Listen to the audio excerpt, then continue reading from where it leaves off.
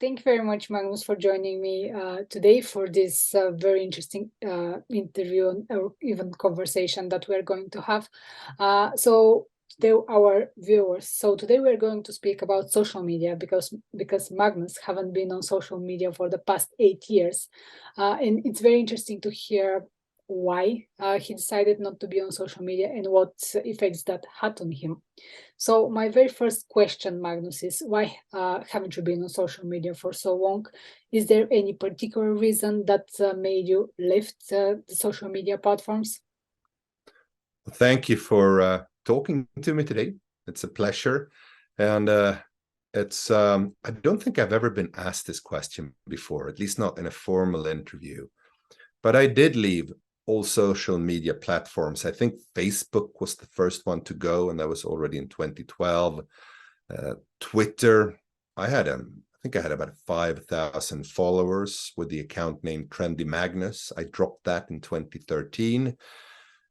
In a canceled divorce I went through, I tried Instagram for a few months. And I think LinkedIn I've been on twice. I left it the first time in 2016 and tried it again shortly during the pandemic and then left it again. So I am social media free. I have committed SoMe-cide, as somebody called it.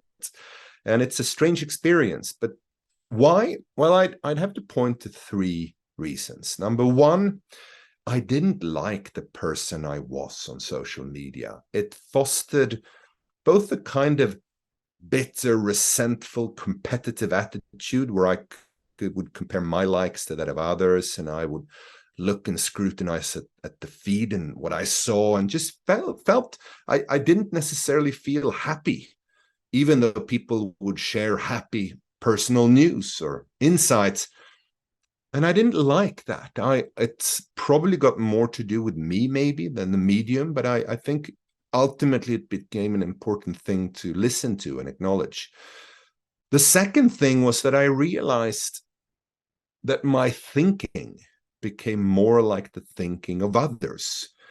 And of course, if you make a living giving speeches and writing books, you need to have a creative well. You need to feed the well, as Tom Petty called it, with originality, strange, weird things.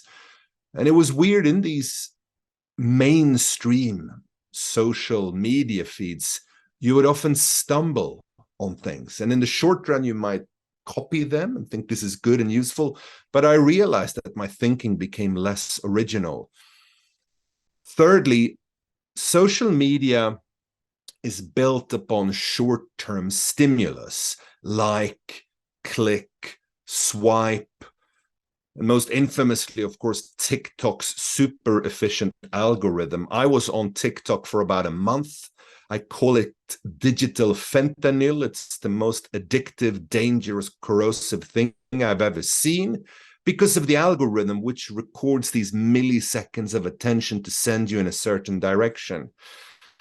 And all of these three things, I realized, okay, it was like giving up a habit like smoking, drinking, too little exercise. I realized I must let these things go, no matter how frightening or scary and bewildering it will seem.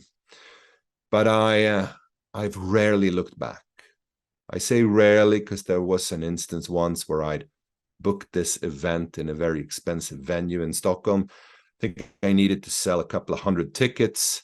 A few weeks before, I'd sold something like 12 tickets. And I'm not necessarily saying that had I still been on Facebook, I would have sold hundreds, but I most certainly would have sold more than 12, maybe 25. Yeah, well, social media can be useful sometimes, but yeah, anyway, what's been your experience so far being off social media for so long? Somebody once said that there are only two blissful phases in going on a diet. The moment you start and you're like, a diet, great, I can't eat meat, it's fantastic, it's so liberating. And the second blissful moment is, of course, when you go out of the diet. I can eat meat again. I'm free. This was a little bit like that in the short run. Like the first few days, you're like, oh, Thank God that's over. No more swiping, wiping, clicking, tweeting, retweeting, liking, and so on. Nothing ever. I'm free. Then there was often a little bit of a slump, like, what have I done? More importantly, why did I do this? What's wrong with me? Why do all of these other people function on social media? Why? And then over time, you get back these things that you had lost on social media. Your attention span for books returns slowly. That bitter, resentful, social media-driven jealousy is gone. The fidgeting with your hands, scrolling, almost like holding a cigarette, just slowly wanes off, and you rediscover that person who you had slowly but surely lost in the social media jungle. And now, like I said, I never miss it. I don't feel, and when I've done these shallow dives into the world of TikTok and Instagram, I've been like, this is interesting. It's been like going to a museum or a zoo. Like, okay, all right, this is happening, and now I'll go on with my ordinary life. Yeah, that's interesting. Yeah, something to share here, because I did an experiment some couple of years ago. I decided to go off social media for 1 week, and I could catch myself a few times just doing this with my finger, even without having my phone with me. So just scrolling without even thinking about it. So yeah, it really shows how addictive social media can be. And then, do you think, because we've previously talked about that, we also recorded a podcast episode where we spoke about your latest book, the Reset book, and in it you share that you went through 3 major crises in the past few years. Do you think that being off social media helped you go through those crises easier? That's a great question. So the Reset book was written as a kind of coping mechanism and a study exercise when I went through a number of crises in my love life and professional life and personal life over the past few years.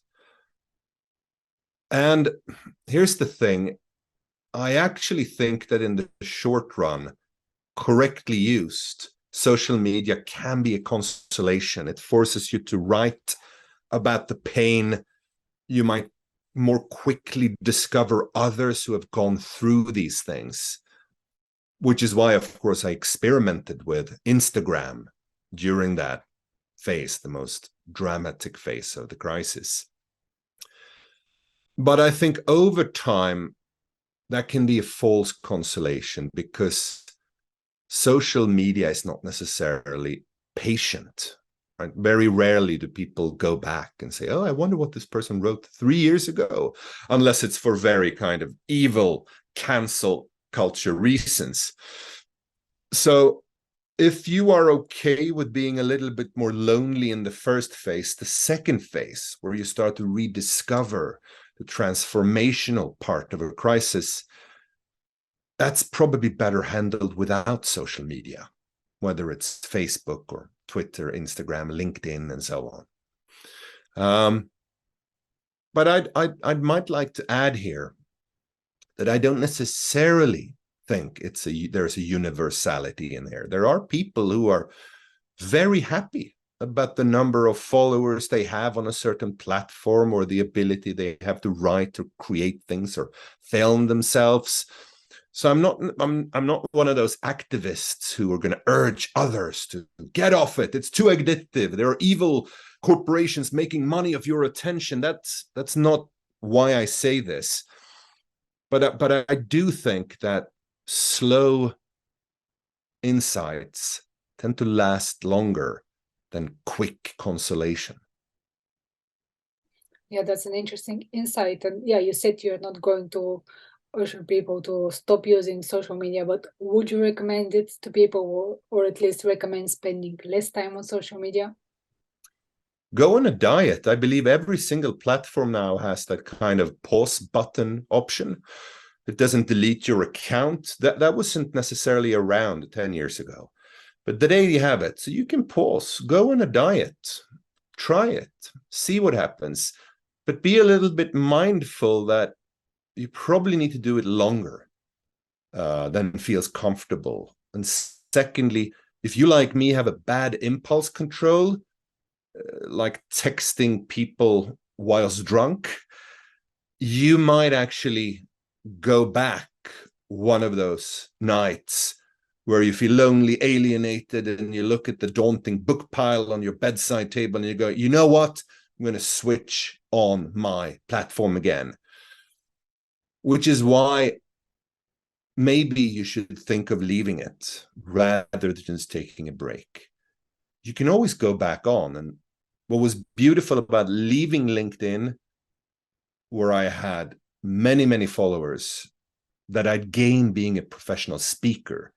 You're in an event, and then of course everybody wants to connect to you. So ultimately, it's, you know, your LinkedIn file is full of everything from Moroccan software programmers to insurance salespeople from London to Finnish Nokia engineers. And you know none of them, and they remember you from some Tuesday morning keynote where you were on an updraft, you were in a good place. And now I'm standing pissed off because milk has become so expensive in Stockholm, you know, spewing vitriol, and they're going to go, what's wrong with that inspirational Swede? But the beauty of that, when I jumped off LinkedIn, they all disappeared, and then I could curate a new connection base when I went back, but ultimately it was not rewarding and interesting enough. So I left for a second time, perhaps for good. Yeah, thank you for sharing all of that. I'm going to leave it to our viewers to decide whether they should go off social media or at least take that or a break. But yeah, it's very interesting to hear this point of view, because I know more and more people have been deciding to go off social media for various reasons. So it's interesting to be hearing those points of view. So thanks very much, Magnus. Thank you.